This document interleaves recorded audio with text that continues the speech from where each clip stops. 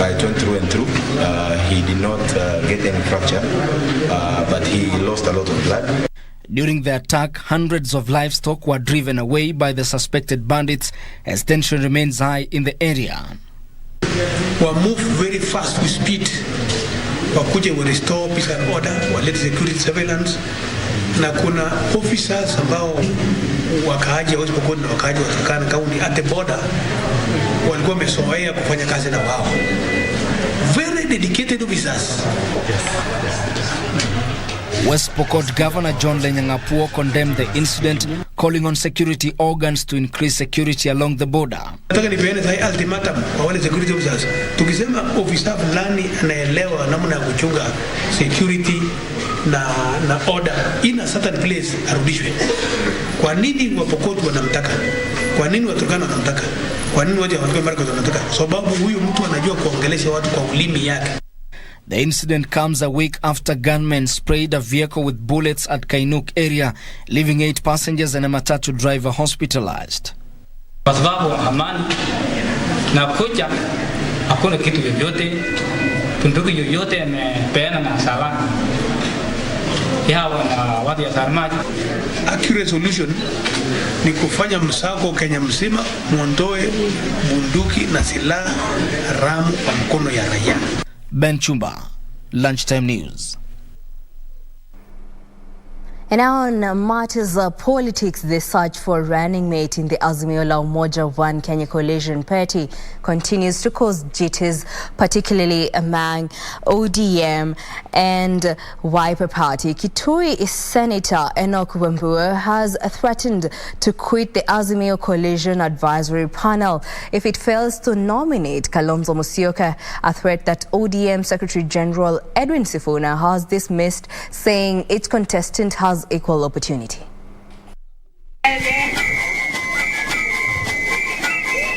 Kitui Senator Enoch Wambiru has threatened to quit the Azimio Coalition Advisory Panel if there will be no transparency and integrity in the running mate selection. According to Senator Wambiru, there is no trust in the panel after it added other nominees. Lakini hata mimi nikiangalia panel, niangalie nione ya kwamba hapa ni mahali tumewekwa mtego, so that we can be used as a rubber stamp to a decision that is not good and suitable. Mjue mimi kama Senator Enoch Wambiru, mimi kutoka kwa hiyo panel ni rahisi sana. Rahisi sana. A section of ODM leaders led by Secretary General Edwin Sifuna have differed with Senator Wambiru, expressing dismay at the methods deployed by Wiper leader Kalonzo Musyoka in his bid to bag the Azimio la Umoja running mate position. Ukweli ni kwamba if Kalonzo Musyoka will not be deputy president on 9th of August this year, then take it to a safe bank, even Raila Amolo Odinga will not be president. Hii kazi inatafutwa kwa upole. Mnatafuta mtu ambaye anaenda kuwa msaidizi wa rais. Kwa hivyo nataka kuomba wenzetu ndani ya Azimio, tuache vitisho bwana. Kila siku mnatutisha, mnatuambia sijui bila Sifuna ama sijui bila nani, sijui bila nini, ati baba ataanguka. Nyinyi mnapigia baba kura kwa sababu ya Sifuna? Si mnampigia kwa sababu ya hii mpango ambayo tumezungumza?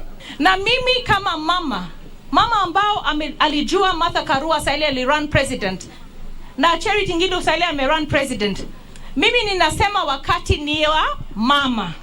Meanwhile, independent candidates are crying foul, alleging that they are not being given equal opportunity by the IEBC. Speaking while launching his campaign symbol, Caleb David Otieno alias CD Otieno urged voters in Westlands constituency not to choose leaders based on tribe, money or party affiliations. IEBC inakula nyama na vyama. Sasa hizi unapata mimi kama MP nitaikana kuwa na signature 1000 na wanasema nikaenda kuchukua hizo signatures za voters pia nichukue photocopy ID yao. Elsewhere, Murang'a Senator Irongo Kang'ata, who is vying for the governor's seat on a UDA ticket, has nominated Dr. Winnie Mwangi as his running mate. Dr. Winnie Mwangi, who hails from Gatanga, is an expert in land matters and economic planning and a lecturer at the University of Nairobi. Na niko na furaha sana kwa sababu ya kuchaguliwa na Mheshimiwa Dr. Kang'ata niweze kusaidiana naye kufanya kazi kama msaidizi wake. Kati ya familia 10 ni familia 3 tu ambazo kwa hivi sasa ziko na title deed. Kwa sababu tofauti. Mojawapo ni kwamba watu wengi hawajapata ufadhili wa kufanya succession. Kwa hivyo basi Daktari Winnie, mojawapo ya agenda atasaidia wakaazi wa Murang'a ni mambo ya kuwasaidia mambo ya succession. Vishok Washira, Lunchtime News. A section of Catholic bishops have urged political leaders and aspirants to remain peaceful during this electioneering period. Speaking in Garissa during the episcopal consecration and installation of Garissa Bishop-elect Monsignor George Muthaka, the clergy also cautioned voters against electing leaders with questionable morals.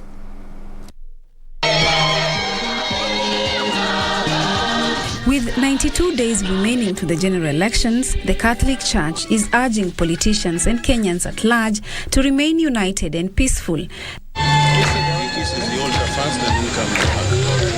Led by Bishop Martin Kivuva, the Man of Cloth noted that only leaders keen on the country's economic growth and harmony should be elected in office. His sentiments were echoed by Bishop Philip Anyolo, who pleaded with politicians to stick to their manifesto when campaigning. Good leaders, and you know what I mean, good leaders are men and women who come out first not to serve themselves, not to ask what is there for me, but those who ask what can we do together to improve our situation. We want the leaders who will guide us to grow together towards economic progress. We want leaders who will make us a nation. We want leaders who will make us feel brothers and sisters, not just because we are Kenyans, but because even as we profess different faiths, we are still Kenyans. The two who spoke during the installation of Bishop George Muthaka of Garissa have vowed to continue being steadfast in pointing out the ills happening in the society. To invite ourselves to be, our consciences to be formed to the values of Christ, ambazo ni kushirikiano, upendo na kusamehana hata watu wakiwa wamekosana. This is the time we need peace. Unless without peace, we can get wrong leaders because of the fear and the anxiety that people will have. We want peace. So instill peace among the people of God.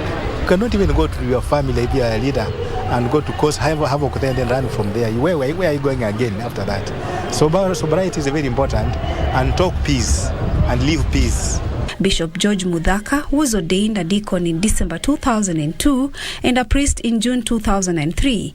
In 2009, he was elected the Vice Provincial Minister of the General Vice Province of Kenya for a 3-year term. For Lunchtime News, I'm Zainab Said.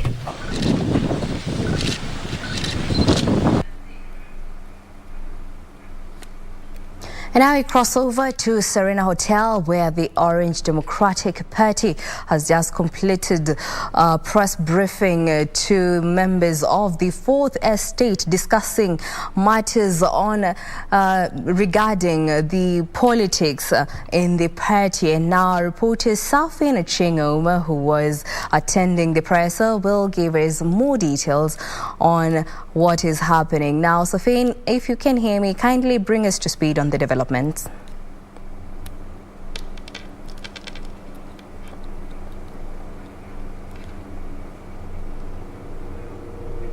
Wambiru in studio, thank you so much. We are coming to you live from Serena Hotel right here in Nairobi.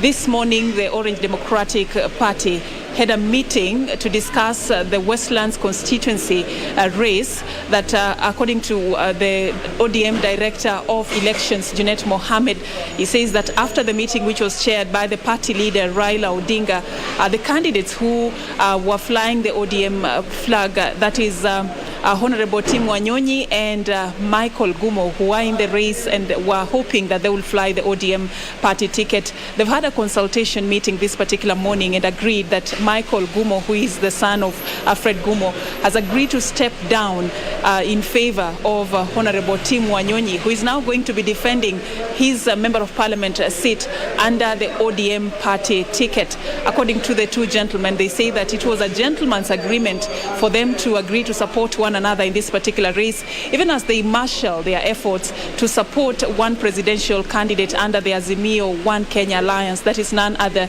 than Raila Odinga. So that is what we have for you right here from Serena Hotel, where the ODM party leader Raila Odinga just held a meeting with members of the ODM party and agreed that in the Westlands constituency Member of Parliament race, Michael Gumo has stepped down in favor of Honorable Tim Wanyonyi. Now it's up to him now to defend his seat in the August polls in 9th of August, the year 2022. That's all we have for you for now, Jackie Wambiru. It's back to you in studio. Well, thank you so much, Safina Chingo, giving us an update from Serena Hotel, where Michael Gumo has agreed to step down in favor of Tim Wanyonyi. Tim Wanyonyi will now defend his seat come August 9th general election. And on that note, we take a short break, and when we come back, more news coming up.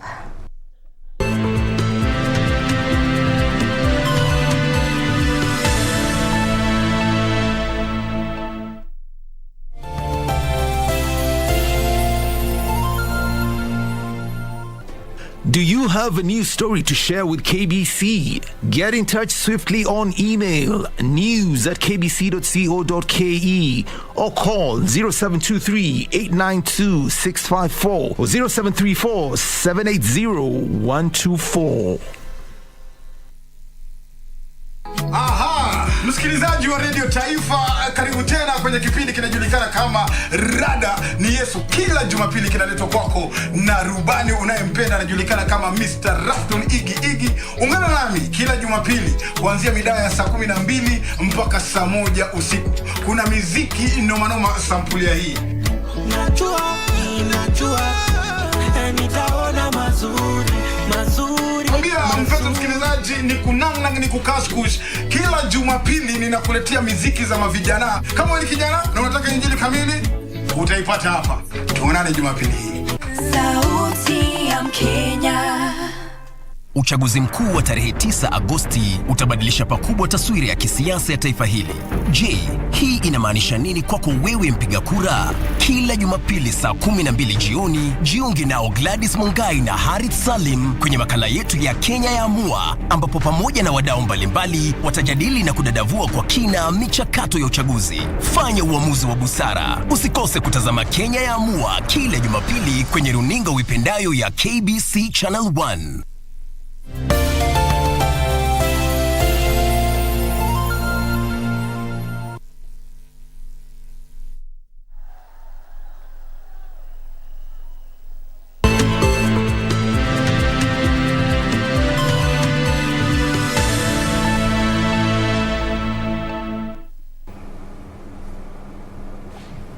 Welcome back, and now let's proceed. Education Cabinet Secretary Professor George Magoha has ordered all the principals and primary school head teachers to ensure all candidates are registered in readiness for the national examinations. Magoha says it is important that teachers complement the efforts being put in by the government in ensuring candidates are well prepared for KCPE and KCSE examinations. Kapsabet Boys High School in Nandi, while supervising the Form 1 admission, Education Cabinet Secretary Professor George Magoha said a lot of investment has been put in to ensure a smooth transition of learners. We want to leave and hand over to the next government when everything is in order. I think it is proper to do so for our children. Let us emulate the example of Kapsabet Boys High School, where they have confirmed to me that they have registered 100%. Magoha said all candidates must be registered for examination in time and no student should be turned away for lacking school fees. Any child that gets to the school should be taken. Magoha maintained that it is important for learners to join schools they were called to. Magoha lauded the performance of Kapsabet Boys High School in the Kenya Certificate of Secondary Education, challenging other secondary schools in the country to emulate such sterling performance. A single mother in the Korogosho informal settlement is calling on well-wishers to assist her raise funds to send her twin boys to high school following their good performance in their primary school national examinations. Adam Hassan Abdullahi and his brother Adam Hussein Abdullahi scored 390 and 350 marks respectively, but the two haven't reported yet due to lack of school fees. Anna Tache is a mother in distress. The single mother living in Korogosho says she has had a difficult time seeing her twin boys through primary school education. Nimewalea tu na shida hata shule saa zingine hata sikuwa kwa anapata school fees, naenda naongea na walimu. Mwalimu pia saa zingine ananiachia. Saa zingine singeenda shule. Nguo ilikuwa shida, saa zingine hadi mwalimu angetulipia school fees ndo tukae shule. KCPE came despite the challenges they faced. The Korogosho Glory students went on to score 390 and 350 marks respectively, earning them call-ups to Nyeri and Kangema High School. Their mother says she is unable to raise money needed for their fees and personal effects. School fees yasa nenye ni 67,200. Ujaeka shopping, ujaeka kitu yoyote. Useni hivyo, useni 34 kama ujaeka shopping, ujaeka kitu yoyote. Hakuna income niko nayo. Na mimi ni single mother, hakuna kitu nafanya. The twins, who are already a week late, hope a well-wisher will come to their aid. Na venye tu nimeng'ang'ana primary ndaongeza effort nipate A, nikuze career yangu yenye ningependa kwa dream kuwa neurosurgeon. Alafu pia mimi ndasaidiana. Mimi ndo nilikuwa top student kwa shule yetu, lakini mimi ndo sijaenda shule. Nilipata 350 hadi kama mtu anaona si mingi. Wangu mimi ni mingi juu niliwakia hard nikapata. They tried a community-based organization in the area, but their applications are just a part of a long list of others who need similar assistance. It's painful having someone studied for like 8 years, and then when it comes to the time that he or she is supposed to join from one, the parent lacks. Isufar reporting for Lunchtime News. The National Disaster Management Authority has distributed some 5,600 bags of animal feeds to farmers in Mandera County to help cushion them against the effects of drought. The drought, which is currently being experienced in the region, has claimed the lives of more than 1,200 livestock. The animal feeds will sustain the livestock for a period of 2 weeks. The donation in response to the unpredictability of rain patterns that caused the drought in the region. Speaking after flagging off the consignment, National Disaster Management Authority Mandera County Director Hussein Aliyo said the welfare of farmers and their livestock remain paramount. Tuko na chakula ya livestock feeds inaitwa ambaye drought billet NDM yetu ilitupatia 5,600 bags na tulianza kudistribute kutoka Kutulo all the way to Mandera East na ile kutoka ile barabara ngine from Dandu all the way to Takaba. Lack of enough grazing land has led to reduction in milk production, low animal prices and loss of income for pastoral communities living in the region.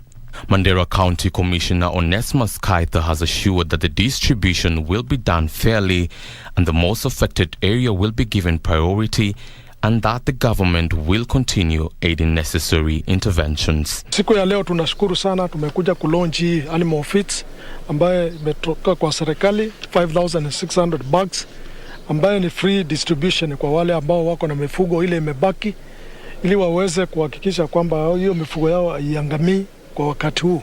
Kwa hivyo yangu ni kushukuru kwa siku ya leo na kuambia hawa ambao ni beneficiaries kwamba waende hii chakula sio ya kuuza. Bila mmesikia, tukipata mtu ana misuse ama kwenda kuipeleka kwa njia nyingine itakuwa ni makosa kubwa sana. More than 1,200 livestock have died due to the drought in the region. Elvis Otieno, Lunchtime News. Now, internally displaced persons in Kisii and Nyamira counties are once again petitioning the government to compensate them following the 2007-2008 post-election violence. The IDP say they are suffering as they never received any form of compensation after their displacement. A section of internally displaced persons drawn from Kisii and Nyamira counties have raised concerns that they may not receive their rightful state compensation if the upcoming elections are marred with violence. The group claims they never received their share of the compensation because some leaders diverted the money to personal use and to undeserving individuals. Uathiriwa ulikuwa mwaka 2007-2008 wakati watu tuliathirika kutoka mahali tulikuwa tunaishi. Tangu wakati huo serikali ilikuwa imepeana pesa ili watu wajisaidie na hizo pesa. Hizo government compensation zote ambazo serikali imepeana katika kaunti ya Kisii na Nyamira zilifujwa, zikalipwa watu ambao sio wale walioathirika.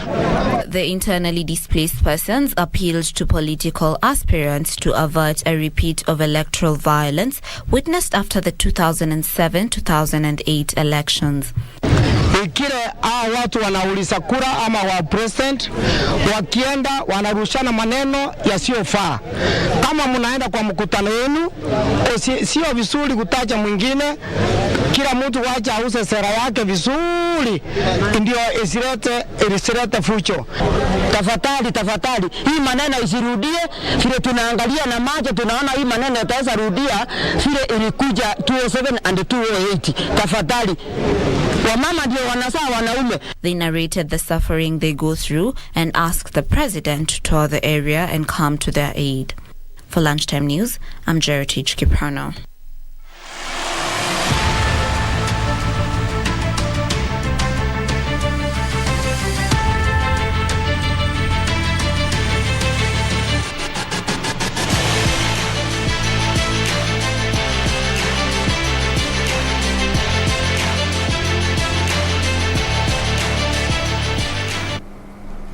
And now, in the sports arena, Liverpool fell short for wins after dropping precious points at Anfield for the first time since October in a 1-1 draw with Tottenham. The Reds are in hope that Manchester City will not slip up in the Premier League title race when City face Newcastle United today at Etihad Stadium. Level. In another match, Manchester United suffered a 4-0 loss to Brighton. Today, Manchester City welcome Newcastle United at Etihad Stadium, while Arsenal take on Leeds. Can pulling it back for Kukurea! Now, teenage rising star Carlos Alcaraz shocked the world number one Novak Djokovic in a 3-set thriller to reach the Madrid Open final. The 19-year-old Spaniard followed up his quarter-final win over Rafael Nadal with 6-7, 7-5, 7-6 victory. Alcaraz will face defending champion Alexander Zverev in the final after